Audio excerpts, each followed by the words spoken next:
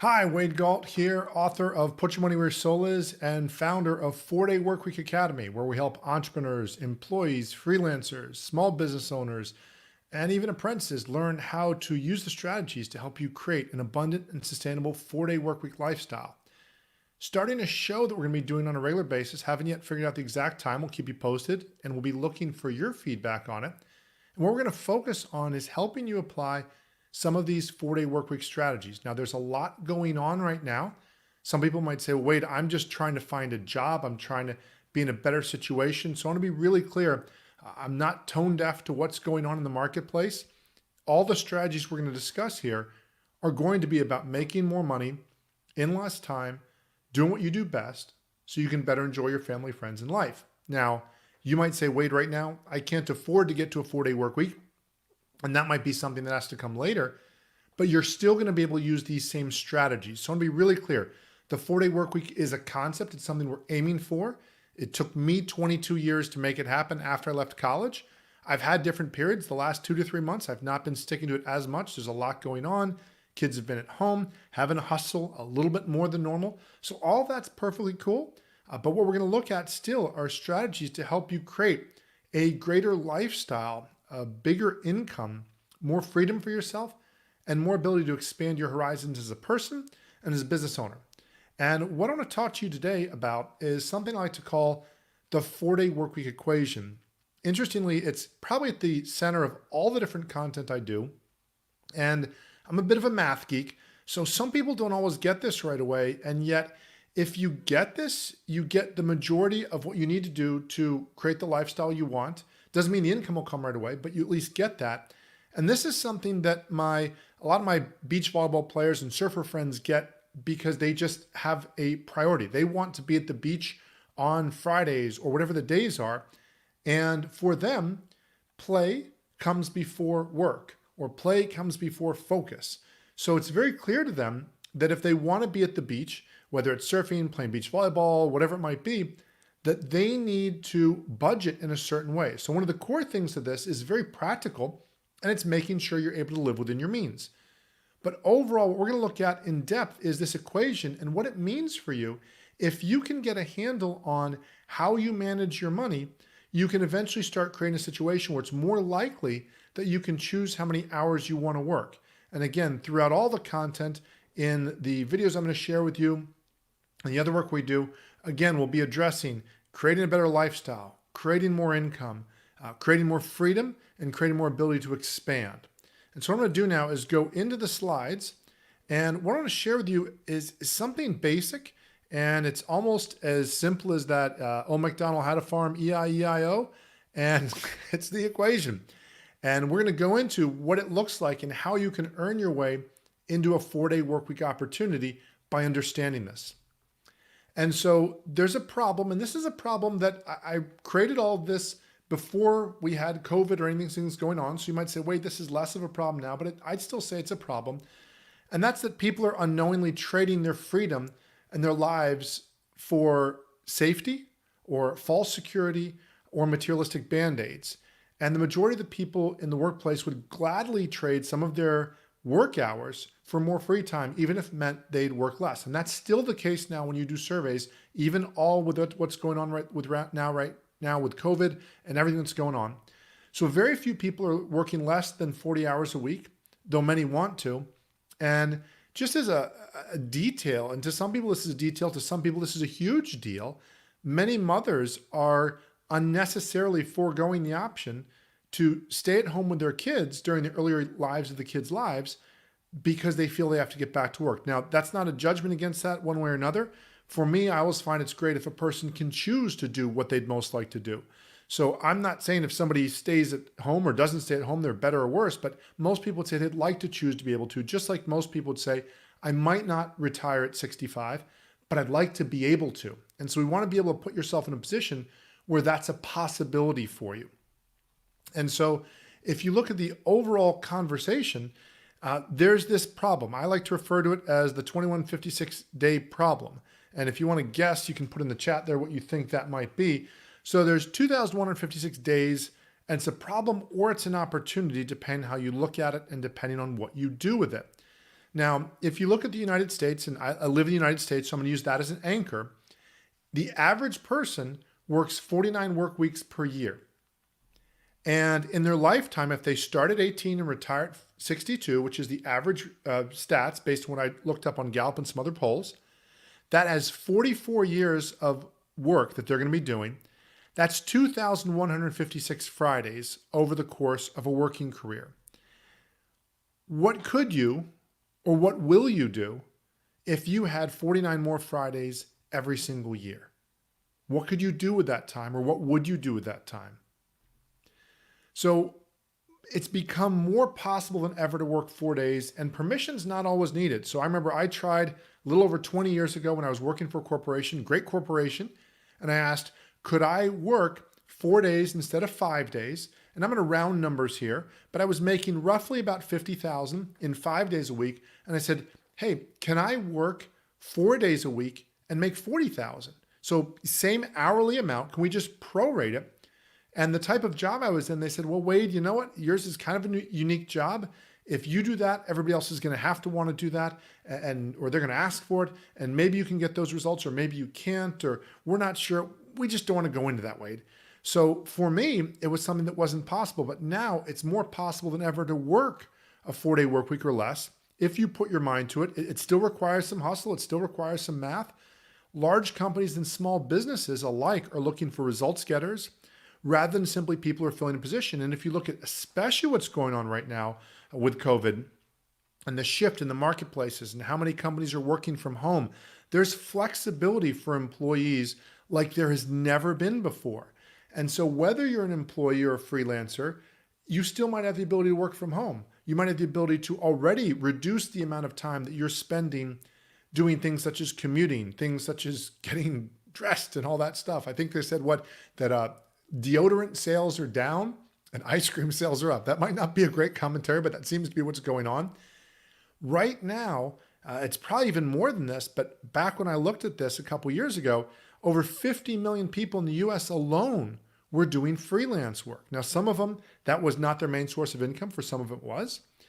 You no longer need anyone's permission to create your own job and your lifestyle. And so what I want you to think about with this is so much of this is about, number one, do you have a good enough reason to want to take that Friday off? So when I talk to people about creating that Friday, that additional day off, and it doesn't have to be a Friday, I just use that as an anchor because most people understand that. If I use the words 3-day weekend, most people think about extreme sports. They think about the X Games, that sort of stuff. But if I say 4-day work week, most people think, oh, okay, Wade, you're talking about making enough money so that I only have to work 4 days a week. Yep, that's what we're talking about. In order to do that, it still requires, number one, a good reason to want to do it. So if you can't come up with a good reason to take your Friday off, if you're bored with your Saturday and Sunday to death, you can't handle it, there's really no reason for you to then try to find a way to take Friday off. So there's got to be something that's either exciting or engaging or something that interests you that you want to do on those other days. And then the second thing is you need to be able to afford to do it. So years ago, again, when I tried to do it, it was a permission issue. And I was told, no, Wade, you don't have permission to do that. And then as I got into the situation I'm now, it's more about, okay, well, I have the permission. I work for myself, and many of my friends either work for themselves or they do freelance work or that sort of stuff. And so the question becomes, can they afford it? Are they making enough money to be able to do it? And so that becomes more of a gold standard here. So what I want you to consider is for US workers, this was a poll that was done quite a few years back by Gallup. Apparently, 18% of the people in the US reported working 60 hours a week or more. Another 21% reported working 50 to 59 hours a week. Another 11% were working 40 to 49 hours a week. So that's 50% working over 40 hours a week. Then another 42% said they're working exactly 40 hours, because I guess some, 9 to 5. And then less than 40 hours represented only 8% of the population. And a coach of mine, Johan, who's from South Africa, he's a StrengthsFinder coach, and he told me, he said, Wade, if you look at the Gallup polls on StrengthsFinders and people's career satisfaction, Most people have somewhere between an 8 to 10% of people say they're satisfied with their job in the US. Now, again, this might be different in different countries, but so then you consider what percentage of people are enjoying their job and also working less than 40 hours a week. It's a very small percentage of people, but that's kind of where most of us would like to be. And so in order to be able to get there, if you can start making the money, we need to consider what I'm going to call the work obligation formula. How many days a week do you need to work to maintain your lifestyle? So think of it this way. It sounds kind of fancy, but bottom line, if you need to pay a certain number of bills, if you need to pay $1,000 of bills and you make $100 a day after taxes, you'd say, okay, wait, I can work 10 days and I'm good. That's all I need to work. So that's what that is. We're going to go to that in a little bit of greater depth here. What we're looking at then becomes is if you take your lifestyle expenses divided by your take-home income, then that's going to help us understand what your work obligation is. So let's look at that in a little bit more depth here. This is somebody that is a 6-day worker. And hopefully this is big enough for you to see. If not, you can put in the comment section. I'll make sure to put the slides in there, or you can get you a place where you can access those. But let's say we've got somebody and their lifestyle expenses are $2,400 each month. So they need $2,400 to live. That's after taxes, and we'll keep taxes out to keep it real simple. And they make $100 of take-home pay each day. And again, you might make a multiple of this or less than this. I'm just trying to come up with nice, round, pretty numbers that we can all kind of look at. So if they're making $100 a day after taxes, they need to work 24 days each month. And so $2,400 divided by $100 per day is 24, what I'm going to call work obligation days. So this person's schedule would look something like this. Monday through Saturday, if they're keeping up with their bills, if they're not going into debt, they would be working 6 days a week, 4 weeks in a row, and that would get them their $2,400. So that's getting them 4 days of freedom, just 4 days of freedom per month if they're working on this. Now, of course, you might say, well, wait, there's 31 days in a month or 30 days in a month. I'm going on a weekly basis. Of course, some months there's more. But basically, that'd be their overall situation. Now, if that person said, okay, you know what? I'm going to figure out how to cut my expenses. I'm going to figure out how to live off of $2,000 per month. Okay, well, now I only have to work 20 hours per week because that 20 hours times $100 per day is going to allow me to afford this. Now, right now, we're talking about the math. This does not mean the employer would or would not require you to do this. So in the 6-day worker scenario, you might say, well, wait, this person only has a 5-day work week or a job that only pays them for 5 days. They now need to get a side hustle or an extra job. Or in another case, you might say, well, wait, this person has a 6-day-a-week job. What will their employer give them permission? We're not yet talking about permission. Right now, we're just talking about math. Is it affordable? Is it doable? In this next example here, we've got somebody who's looking to work 4 days a week. And what they do is they're going to create a situation where they are looking to reduce their expenses even more.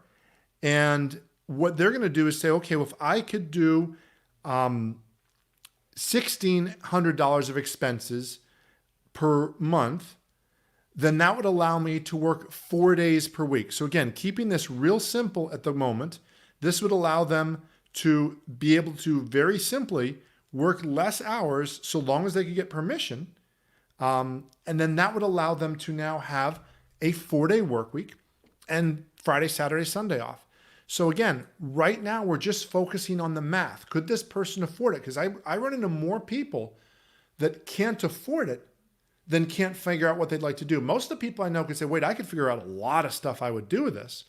And up until recently, a lot of people say, wait, I can't find the time. Well, now as jobs are getting more flexible, as employers are scrambling to figure things out, you have different countries around the world talking about even having a 4-day work week as an experiment to just sort of share the job opportunities, because at the moment there's kind of people being displaced.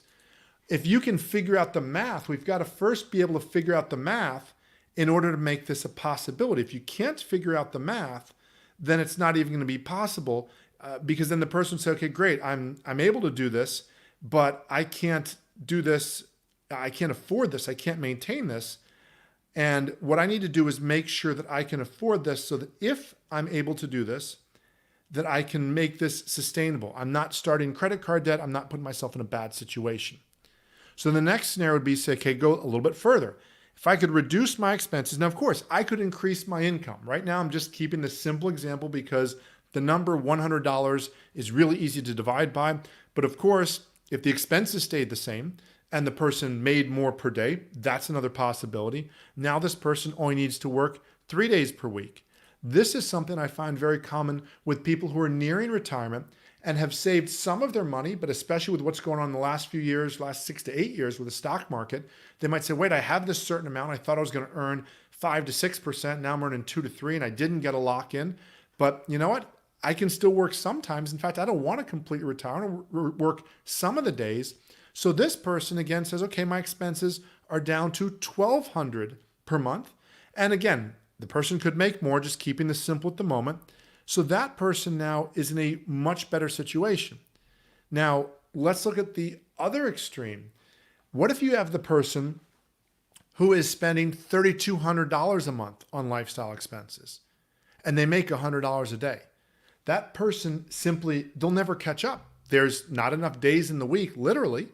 They have to work 7 days a week, and they're still, after working those 7 days a week, they're still not catching up. They're still making less than what they're earning.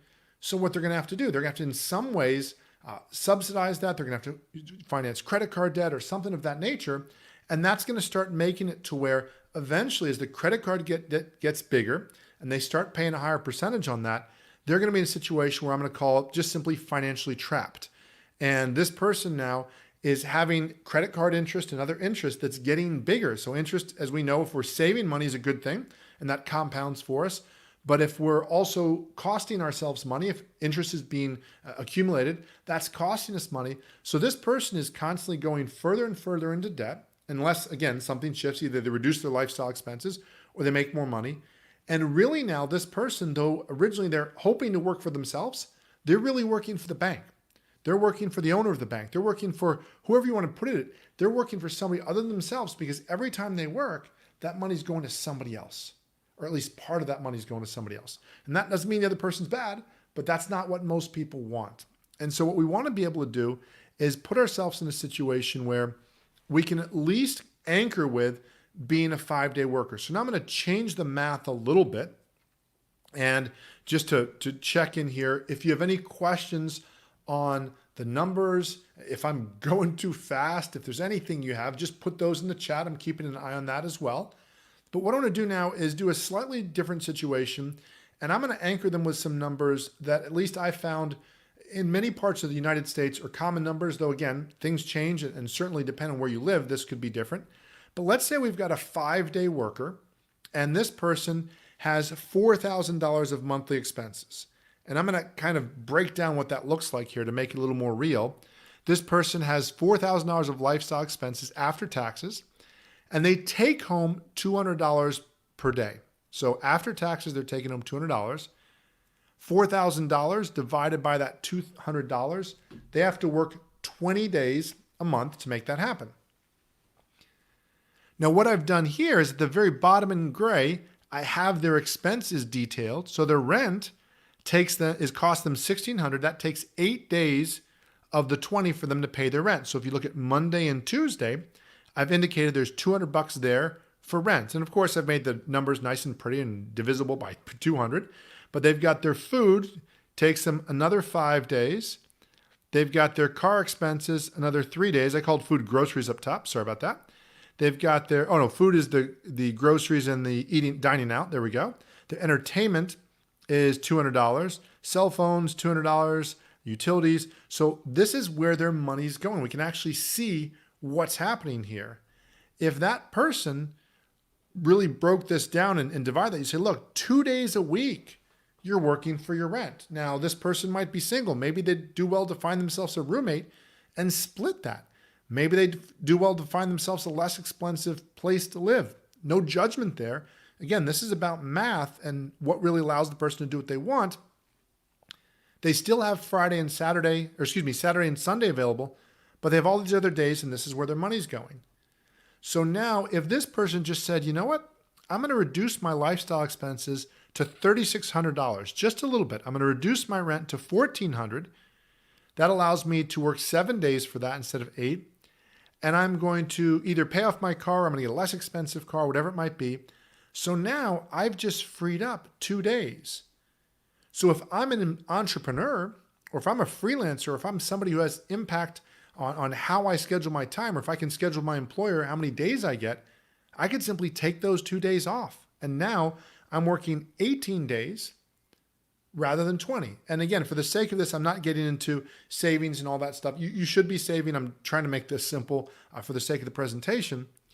As you go further, what you find is, again, these 2 days now are freedom days. Now, the person could say, well, Wade, you know what, since I'm not yet saving, I'm going to take those 2 days. I'm going to make $400. I'm going to put that $400 aside. Okay, great. But what we're doing now is this person is starting to carve out a little bit more of what they want their situation to be. They're starting to create a situation where they can have more of an impact on how they invest their time and ultimately how they invest their money. And so much of this has to do with, again, living within your means, minimalism, not buying stuff that's depreciable assets, however you want to word that, creating a situation where you're getting the most financially out of what you do and enjoying things. Doesn't mean you don't splurge on things, but you're enjoying them. And then so now if we go a little bit further, what we would do then is we could look at your own situation. There's a tool we have called the Money to Time Investment Converter. It's an Excel-based tool, which you can get. I'll show you where you can get that. And this will allow you to do the math. So in this case, this example here, this first scenario, this person has an income of 25, and I just put 25, so it could be $25 or whatever the denomination is, pounds or wherever you live. So this person makes 25 per hour after tax. They have a monthly income of 4,000, so they're working 160 hours. They're working 40 hours a week. In this first scenario, here's where their money's going, and actually they're spending $4,200 a month. They're spending more than they make. That's not good. So their 1 month goal, and you can edit this, is for them to simply get to what they're making. And then their 1 year goal is to have that be significantly less. And so this tool allows you to plan that out. And you can go to 4dayworkweek.com/tools and you can get that tool. And what you'll do if you go to 4dayworkweek.com/tools, there's a website, and a little further down on the page, you have the ability to get that tool and allow you to start planning out how you can create, whether it's from a 6-day to a 5-day or to a 4-day, where you can create a better situation and you can start deciding more and more, how are you going to invest your time? Where are you going to spend, where you'd like to invest your time? How are you going to spend your life? And this is going to be something that's going to allow you to start getting greater control of how you spend your time, how you invest your time, how you spend your money, and how you spend the money is really a reflection of how you end up spending your time. Because if you make a bunch of money and you throw it all away, literally, well, then you'd have to work again. So you have to work more. So every time you're wasting money, you're really wasting your time. This is going to help you to get more clear and more conscious about how you invest your money, how you invest your time, and allow you to start having that mindset of a 4-day work week professional, somebody that's just a pro, that just, whether they're a freelancer or an employee or an entrepreneur or a small business owner or a solopreneur, whatever it might be, they have in mind when they're investing money, they're investing in an experience they enjoy, even if they're splurging on something they really find valuable, rather than mindlessly spending their money and mindlessly going back to a job. So I hope you find this helpful, whether you're, whatever your work situation is. I hope you find the ability to look at what you can create freedom-wise is valuable to understand. If you have any questions on any of this, please let me know. As always, I look forward to helping you make more money in less time, doing what you do best so you can better enjoy your family, your friends, and your life. Please let me know whatever I can do to help you. Thank you.